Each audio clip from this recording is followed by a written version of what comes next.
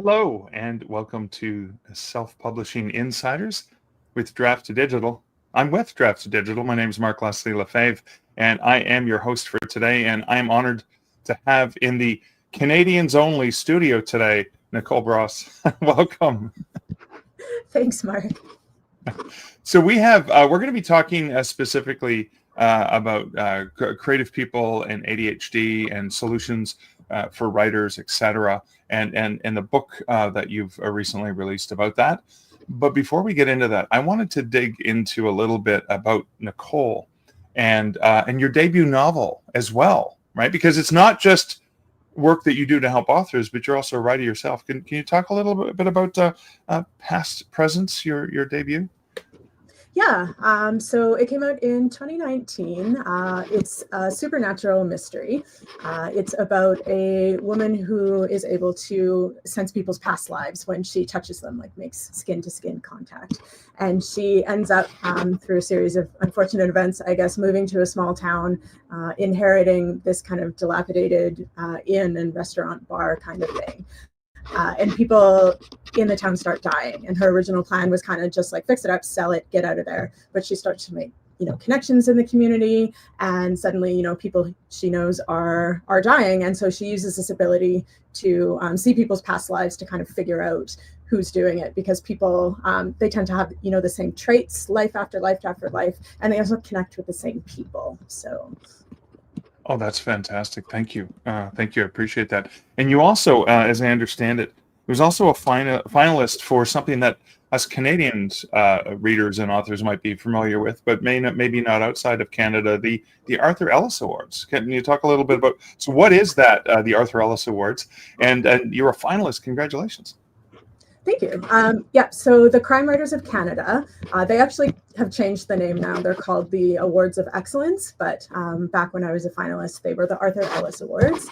Yep, and it was nominated and then a top 3 finalist for the Best First Crime Novel Award.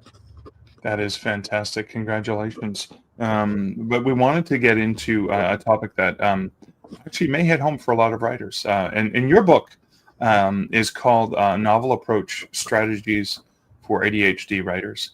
And finally, for authors, it's understanding how our ADHD brain works. Can you talk a little bit about maybe that connection between creativity and neurodiversity?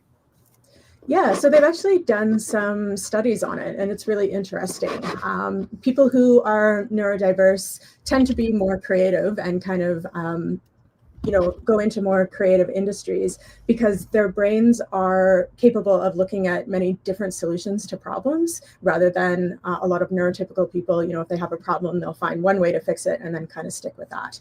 And neurodiverse people tend to look at lots of different ways of solving it. So with something like writing, that can be really beneficial because it's a great way to fix that tricky kind of plot problem that you're working with, or, figure out a way a character is behaving in a way that neurotypical people might not ever get to, because they just see kind of one solution and stop there. So it's really interesting. I think it's a great kind of benefit of being neurodiverse or having ADHD that a lot of people don't know about, actually.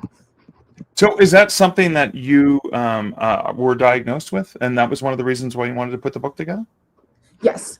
So I was diagnosed later in life, in my late 30s, after I had already, I'd written a few books and I had been signed to publish, which eventually became Past Presence. And so that was kind of a big revelation for me, because up until that point, all of the challenges that people with ADHD face, whether it's with organization or focus or motivation, because I didn't know that there was a neurological reason behind that, it just felt like, I was not a great person. I was really hard on myself, and other people were really hard on me as well, because we live in a neurotypical world and that's kind of the expectation. So finding that out was kind of, a big, like a light bulb moment basically for me. Oh, that's fantastic. Do you think it's common that people potentially were, because again, there's a scale, right? Or it's a lot of gray area. It's not specifically something that you could even know right away. You might have to have under specific tests, which we usually aren't privy to, right? Yeah, exactly. And, certainly when I was growing up, there was a very narrow stereotypical idea of what ADHD looked like. And it was a little boy, it's almost always boys, who's fidgeting constantly, can't sit still, is a distraction to others. And so there wasn't as much, I guess, knowledge or understanding of how it can present in different ways, particularly in women, where that might look like, daydreaming constantly or not paying attention because this inner world is so, rich. And we're beginning to understand a lot more about the different ways that it can present and how it affects different genders differently and different people. So a lot of people, particularly women, are finding out later in life now that this is something that they've always had, but never understood. Oh, wow. So as we dig into this, what are some potentially, for a writer who maybe, what are some of the struggles or some of the challenges or some of the indicators that may be, and again, everyone's different, but that may be an indication that, for example, that picking up a book like this is probably going to help you? Yeah. So I would say there's kind of 4 main challenges that people might have: organization, focus, motivation, and then consistency. So organization might look like not even the surface of your desk, what it looks like, but not being able to organize the idea of the story, what it's going to look like from beginning to end and in the middle. Okay. Focus is, most people understand what it's like to not focus.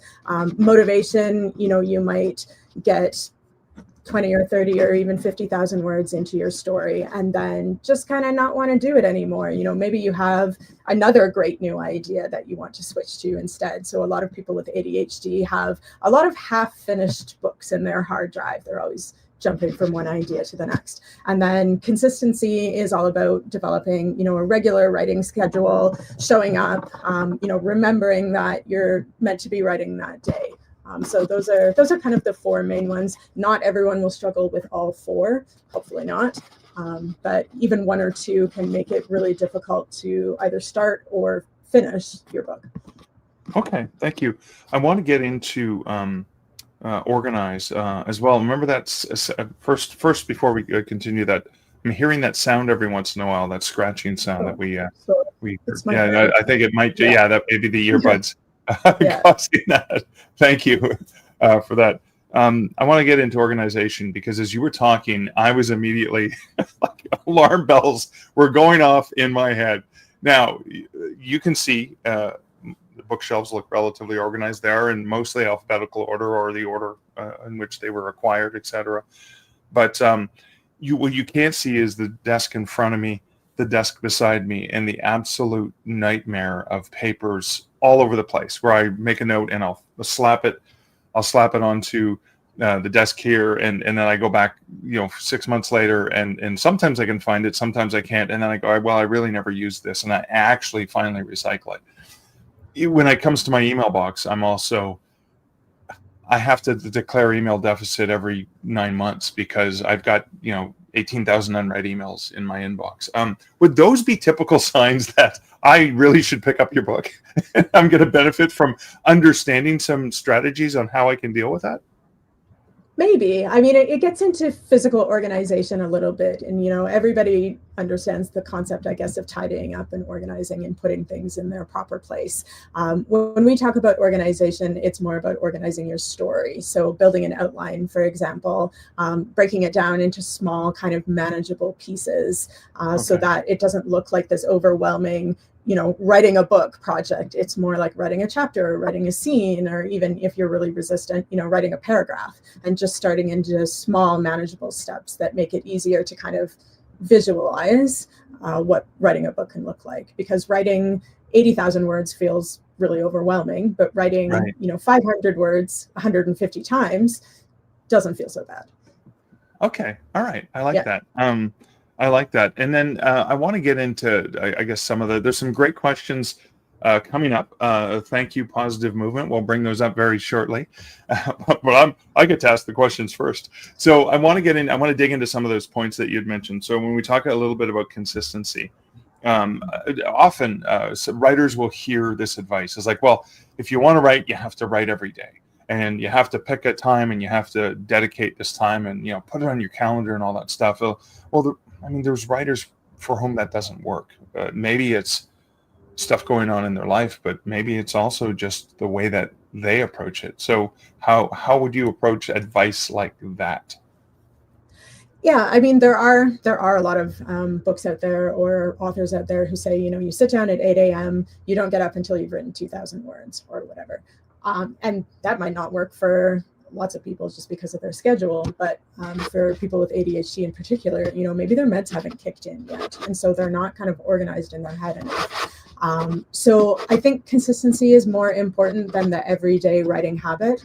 Some people do find it really motivating, especially if they can check off or, put a star on the calendar, because you can build those streaks and that feels really motivating. So I'm not really about, throwing out any one particular method. It's more about not feeling bad if something like that doesn't work for you, because chances are that advice or that writing book was written by a neurotypical person for other neurotypical people. So consistency and showing up, I think, is more important. I really find it helpful to put physical blocks in my calendar that say writing time that I can protect. And it certainly isn't every day. Right now, for me, it's Friday afternoons. And so finding a time that works for you, works for kind of where your mental energy is at, because some people, their mental energy is highest, in the afternoon or even in the evening. And so spending a little bit of time with yourself and kind of figuring out those metrics can be really, really helpful as well. Are there cases where you'd mentioned Fridays, for example, a certain chunk on Fridays is for writing? Are there different times for that creative writing versus the rewriting or editing versus maybe some of the work that you do, research, stuff like that? Yeah, for myself, I find it most beneficial to only work on one project at a time. Okay. I find it difficult to shift my focus from one area to another. That can take up a lot of mental energy, just kind of dragging myself away from one thing and into another. So for me, it works best to just work on one book from beginning to end. So the research, the outlining, then the writing, then the revising, and so on, rather than having lots of different projects. Other people, though, especially if they're driven by novelty, they might find that really helpful. To be able to switch often. You work on one thing for a little bit of time, your mind kind of gets finished with it. I don't want to say bored, but you've kind of used up that level of energy for that project, and then you jump to something else that's going to capture your attention in a different way. So again, it's a lot about figuring out your own particular learning modalities and what kind of motivates you best to keep working. Are there some strategies to that end for, knowing how much time you should give yourself to figure this out? Like, obviously, I'm maybe a leading question is to be kind to yourself, but are there certain give yourself X amount of time, give yourself X amount of space in order to figure these things out, or is that something that you address in the book? Yeah, I wouldn't say there's a specific amount of time, because some people can figure things out easier than others. I think trying a lot of different things is really beneficial. Don't kind of get it into your head that there's only one way of doing something, or hearing an idea and just automatically saying, oh, that's not for me. Be open to trying different things and see what works best, because the worst thing that can happen is you try it and you go, nope, not for me. And then you move on to something else. Okay. All right. Great. Thank you. Appreciate that. I am going to dip into some of the questions or comments that may be applicable to this conversation as well. And also remind people that if you have questions about Drafted Digital in general, please email support@drafteddigital.com, because I'm not going to get a chance to talk about anything other than the topic at hand. So if you have questions for Nicole specifically and the topic in general, that's perfect. But this first one here, I'm going to pop up. So what are some of the key strategies that you share in the work to support ADHD writers, and specifically for maintaining focus and productivity, which I think can be two challenges, right? Yeah. So for productivity, again, what I mentioned, like protecting some time, figuring out kind of what your best time to work is, but not being too precious about it. Like if you know that you're better in the afternoon, it doesn't mean that you can only work in the afternoon. Yeah. It also doesn't mean that, you have to write 1,000 words in one sitting. A lot of people will do 200 words 5 times throughout the day over, 15-minute writing sprints. And the thing about that is that at the end of the day, you've still got the same amount of words finished. But if your focus tends to be in shorter increments, you don't have to kind of beat yourself up because you can't sit down for 2 hours and do it all at once. You can do it in those short, just type a few words into your phone. If you're on your commute or whatever, if your kids are at karate lessons, you've got an hour there or 50 minutes to spend a little bit of time writing. So kind of steal it here and there. As far as motivation goes, a lot of people do find that their focus can shift partway through, kind of the honeymoon period of your story is over and you realize, well, this is starting to feel like work and, almost a slog. And so one of the best ways to address that is to try and go back to that initial feeling of how you felt when you first started writing your book. You were really excited about it and you had all these great ideas and everything. So even sitting and trying to recapture that feeling for a few minutes before you start writing can kind of transfer it to that middle period of, when you are feeling like it's more difficult. Another thing that you can do is if you're kind of not feeling the scene or the chapter you're working on in that moment, just jump to something else. Write a different scene that you're more excited about, come back to the other one later, and you can piece together all those different scenes once you're finished. So you mentioned several times, and I was just curious about that feeling. Is there a strategy that can be used to determine to capture that? Like, so because sometimes I know when I'm in the throes of a writing project and I'm loving everything, sometimes it's that elation, that feeling, that intrinsic reward of the job itself, and I forget about it between writing sessions. When I can't get stuff done. Is there a way to find that? To measure that or something? I don't know if you can measure it exactly. I like to go back to kind of my original notes. Like when I come up with a story idea, I kind of write down everything as quickly as I can, as much as I know, whether it's a character that comes to mind or a scene or something like that. I get a lot of inspiration from things like news stories or, song lyrics in particular. So I'll write down, what inspired this particular idea at the time. And then if I go back and read those initial notes again, when I'm feeling, not very motivated, then, it's almost like I can, from reading what I wrote originally, capture those feelings again. You can see the excitement in the way that I'm describing, hurriedly just typing as fast as I can so I don't forget anything. That I find, for me, it kind of brings it all back. And then I'm like, yeah, I want to write this book, yeah, I want to write, this chapter that I'm not really feeling or whatever. So that is really helpful for me. But you do have to have that kind of process where you write down all of your ideas in the first place somewhere. Okay. Yeah. Were there specific things as you were putting this book together and coming up with examples and stuff like that? Were there specific examples that you drew, like for example, from the novel or other projects that you've been working on? Oh yeah, so much of the book is just things that I've figured out for myself and what my co-author has figured out for herself. And we have very different kind of processes. So you capture a lot of different experiences. Oh, I love that. So you can have like one issue, but you approached it from two different angles, right? Exactly. Yeah. So yeah, there's a lot of that, and lots of different ways, because once I got my own diagnosis, I decided that I was going to figure out how I can not only leverage the benefits of it, but how I can find solutions for myself that are going to help me and make me not feel so bad about myself. And so a lot of the book is just kind of those experiments and those ideas and different strategies that I've tried.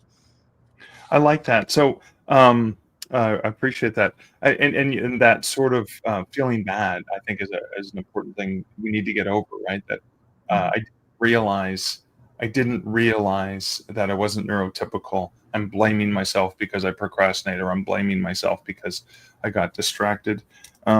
There's a line in I guess the text or for the copy on the back of your book that says, turn your ADHD into a creative superpower by harnessing its strengths and benefits. So let's talk about some of the strengths, some of the benefits of not being neurotypical.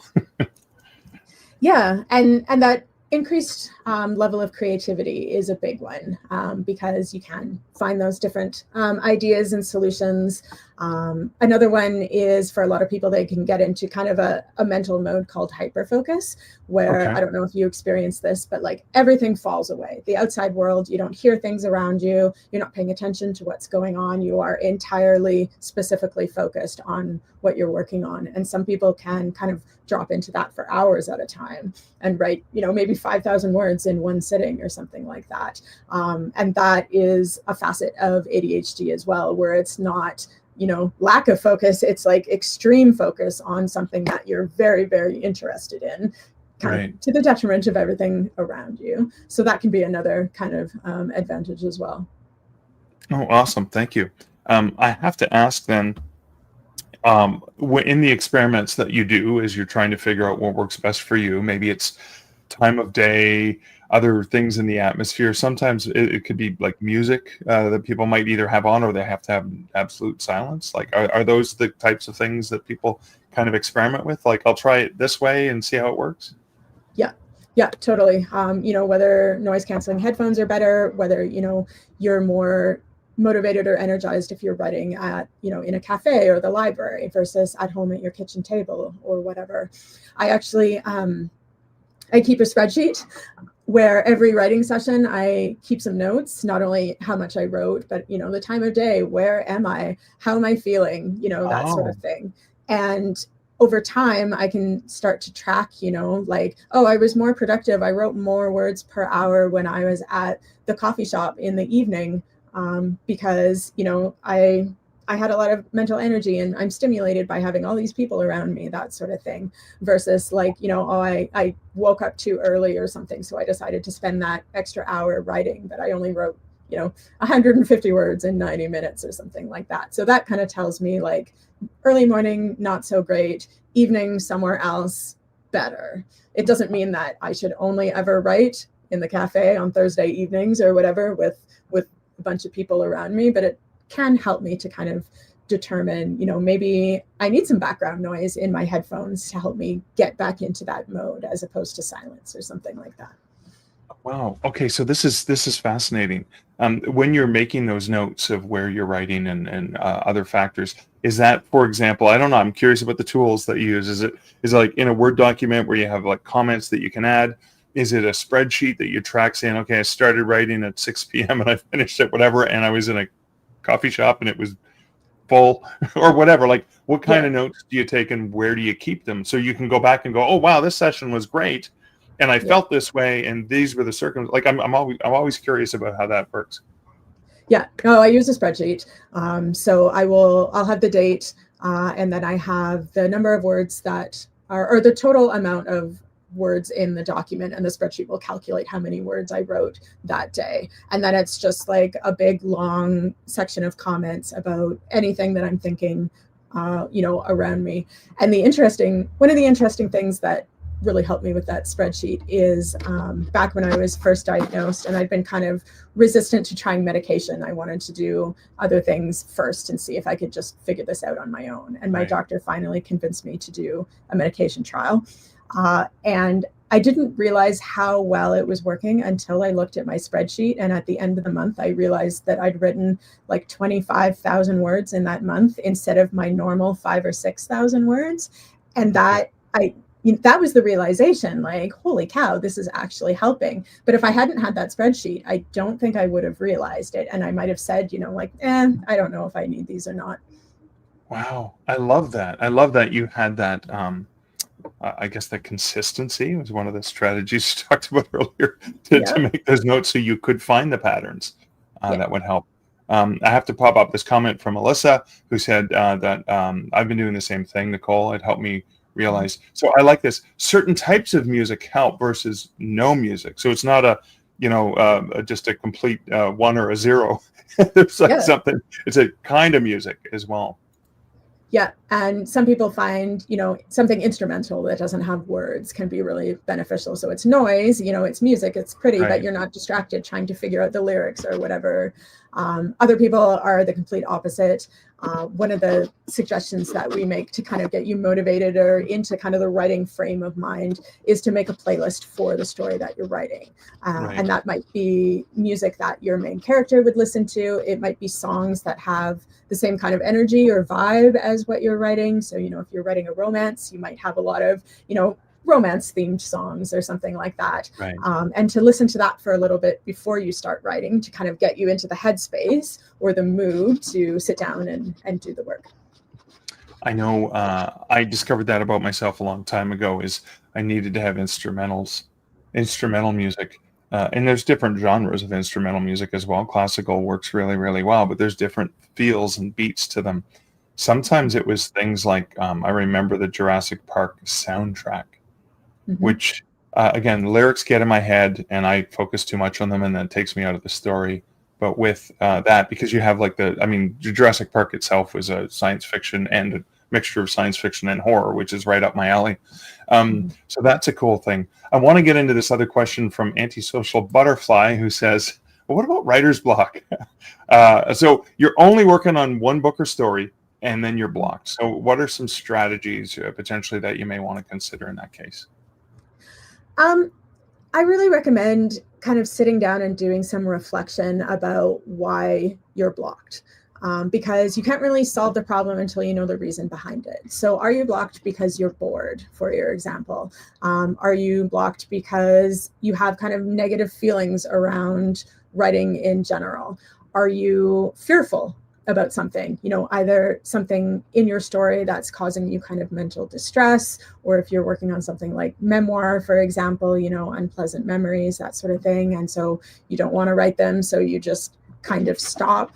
Are you paralyzed? Do you feel overwhelmed by wherever you are, whether it's the idea of writing a book at all or what you've got kind of coming up, a deadline, something like that? So if you can figure out the reason behind it, then I find it's a lot easier to solve that problem, because there are different solutions depending on what it is, for example. So yeah, that would be my first advice, is to do that kind of deeper work inside yourself and see what's really going on.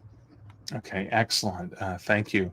And sort of in the discussion that's happening with the live viewers, so Sky Knight says, I have music, candles, etc. A whole scene helps prompt me into the right mode. I like this. I even have a specific smell I put on if I'm not in my normal office. So, because that's a huge sensory impact there, right?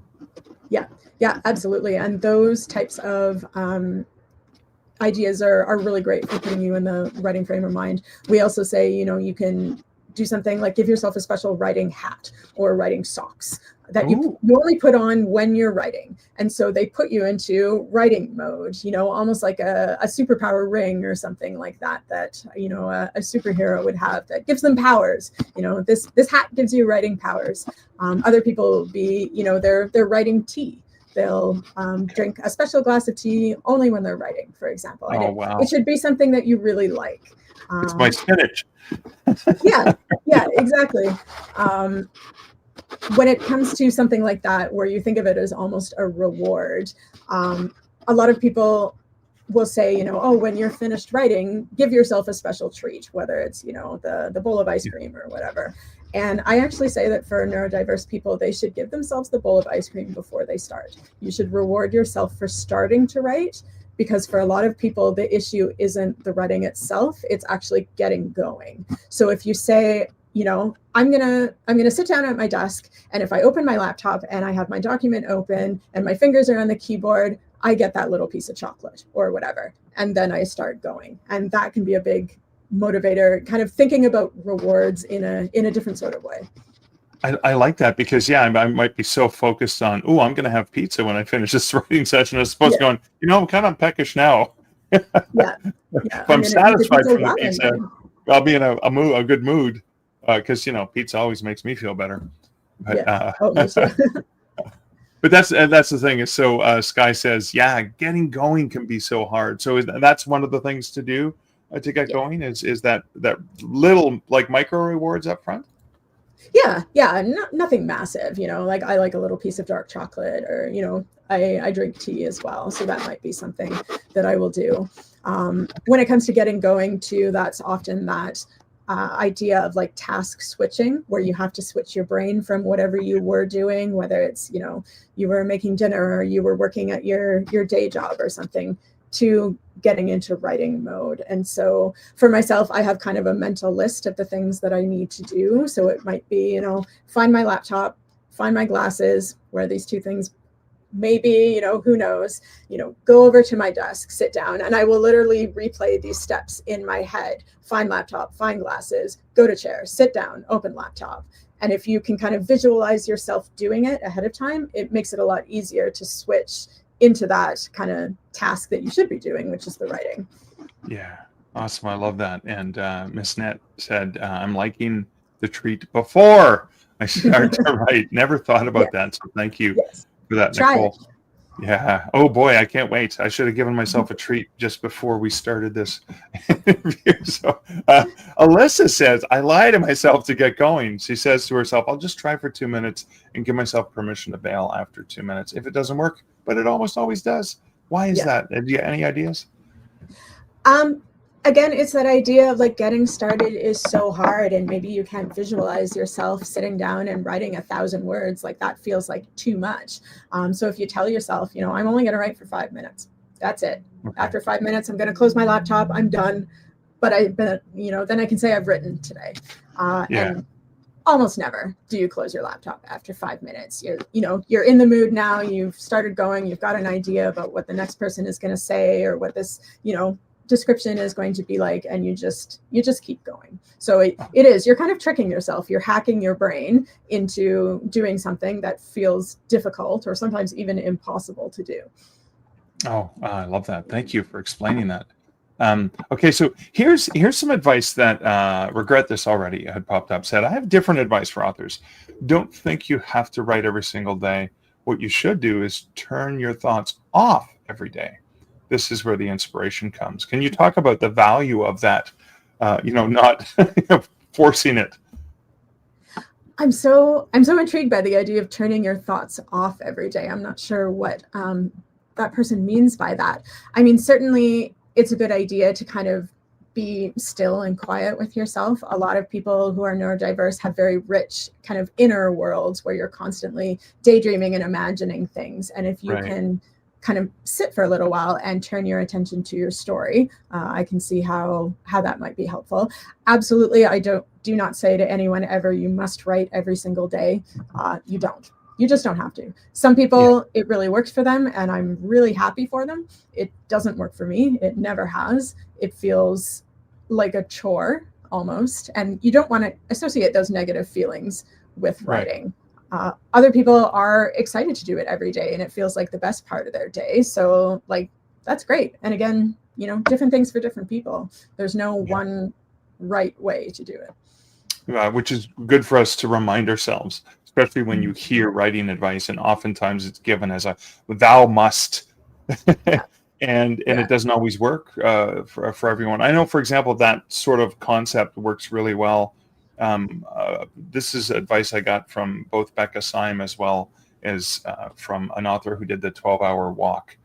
And the idea was to just go for a walk, and ideally for me in a nature environment, if I can, with no digital, just me, myself, and I. And usually within the first hour, whatever weird writer's block thing or problem I've been having, because I kind of shut off all the input, it gives my mind an opportunity to just kind of reset and recharge. And I've found the answer comes when I'm not focusing on the writing, but I'm focusing on, oh, that's a pretty bird, or look, there's a turtle crossing the, that kind of stuff does it for me, at least. Mm-hmm. Yeah, letting your daily stressors fall away for sure, and just giving yourself time. I really like that too. A lot of people will even think of, going for a walk. If you do that before you start writing, then it's like you're walking to work, you're walking to your writing office. Even if you go around the block and end up right back at home again, Yeah. if you can think of it as, you are approaching something new that you're going to do, then that can help as well. I think for a lot of people who work from home, especially, that can be beneficial just in their daily life, not even writing. Yeah, no, exactly. And I do work from home, so that I need to get into a different environment sometimes to shake things up as Yeah, well. The yeah, commute used to do that for me. exactly. Yeah. All right. So Allie says, I wasn't diagnosed until I was 32. I still have trouble working for others at a regular job, but I've learned how to keep up with my writing and keep doing it without worrying about a set schedule. So That's awesome. I'm so curious to hear more about how they got to that point. A lot of people will kind of wait until inspiration strikes to start writing, yeah, which can be great. It can also be kind of a trap, because if you're not setting aside that time for yourself, then you might be just waiting for that perfect moment that doesn't come kind of inherently, rather than kind of sitting down and taking the time to reflect. And writing time doesn't have to be writing time necessarily. It can be research time. It can be, daydreaming time or whatever. It can be standing up and physically moving around the way your character would in a particular scene to see how it feels, to try and get some of that like kinetic energy out, especially if you're more of a fidgety person, then that can help with something like that as well. So, yeah. I love that. And just some sort of sharing from Kay Journey saying, yeah, I'm an everyday writer, but I switch projects every couple of weeks to something new and then return to the main project. So that's something that works for Kay. Yeah, and that probably has to do with keeping things novel. Starting a new project that feels fresh and interesting and different, and giving yourself kind of some time with that. And then when that starts to feel a little bit more, I don't want to say tired or boring or whatever, but you're kind of habituated to it. You want that feeling of novelty again, then yeah, hop back to the book. So that helps for a lot of people for sure. That's a great strategy. Thank you. So Tom's Cabin says, haha, lifetime sufferer of ADHD and later as a PTSD vet. Thank you for your service, Tom. Says, thank you so much for having this episode, but then asks a question, why do ADHD sufferers also have the problems with procrastination and clutter? And that, I'm just pointing out myself here. Why do I have this problem? Where does it come from? Procrastination for a lot of people comes from the idea of waiting until the last moment in a deadline and then using that as like a super motivator to kind of buckle down and do the work. And it is an effective strategy, but I would call it a maladaptive strategy, because we tend to not really enjoy that feeling of, oh no, I have to do it all at the last minute. It feels difficult. And because we are stressed and focusing on the deadline, we might not actually be producing our best work. Which is not beneficial in the long run. So if you can try and do something different rather than procrastinating, and trying out, giving yourself a solid schedule based on whatever time is available to you. It doesn't have to be the same time every week even. You can just look and like, this Tuesday I've got an hour here and then I don't have anything until Saturday, but next Saturday I'm all booked up, so I'm going to move it till Thursday. But trying to kind of give yourself more regular intervals and just see how it feels. And maybe it doesn't work as well for you. Maybe you really do need that looming deadline in order to write. And if so, stick with it. It's better than not writing anything at all. As far as clutter, honestly, I'm not the person to give advice on this, because if you could see, my kitchen table or my desk, I do try and tidy up periodically. But again, for me, it tends to, I wait until it gets so bad that it's unbearable, and then it feels like not great to keep it tidy. I don't know what the solution is. I haven't found it as far as, physical surfaces go yet. I'm sorry. I've been avidly practicing that for 40 years. So practicing making clutter and not unmaking it. So I can't offer advice on that other than something that has worked for me is usually I have to panic scramble someone's going to visit or whatever, and it's going to be Yes. visible to other people. And Yes. not just my wife who comes in and just goes, oh my God. But I take it, I grab an empty box and I just throw it all in the box. And then I leave it in the box and see, I can get by for a month or two and never have to refer to it. That suggests to me there's probably nothing in there I need. I still do because I worry about that thing I'm missing, right? I have that FOMO. I usually will spend half an hour and go through and just take a quick look and go, oh, look, there's a note here, in which case I'll transcribe it somewhere else. That'll be on a piece of paper on my desk that gets piled up. But at least I've dealt with it, or I feel the satisfaction of having moved that mountain. Yeah. For me, there's nothing more motivating to tidy up than having my parents come over. That's number one for me, even more so than, friends or anything else. So that usually is where it gets to the point where, like, everything has to be tidy. But yeah. Awesome. Yeah. Ali says this, and I think Ali had previously mentioned being diagnosed later in life as well. So I'm still learning about my brain and how to work with it instead of against it. And I think that's one of the core things that you put in this book is let's understand our brains and let's work with them and not think of them as an adversary. But this is going to be my colleague, my companion, and we're going to work together, right? Yeah. And, just because one way, the neurotypical way, isn't working for you doesn't mean there isn't a different way that is going to work. You're taking a different route, but we all get to the same endpoint in the end. So figuring that out, and I think giving yourself a lot of grace, giving yourself a lot of forgiveness when things don't go your way, because the reality is, I'm still sometimes going to forget to go to my doctor's appointment or whatever. And rather than, beating myself up for days and days at a time, I can be kind to myself and say, this is just a facet of, my organization, and maybe I need to look at a different tool for making sure that I don't miss it next time or whatever.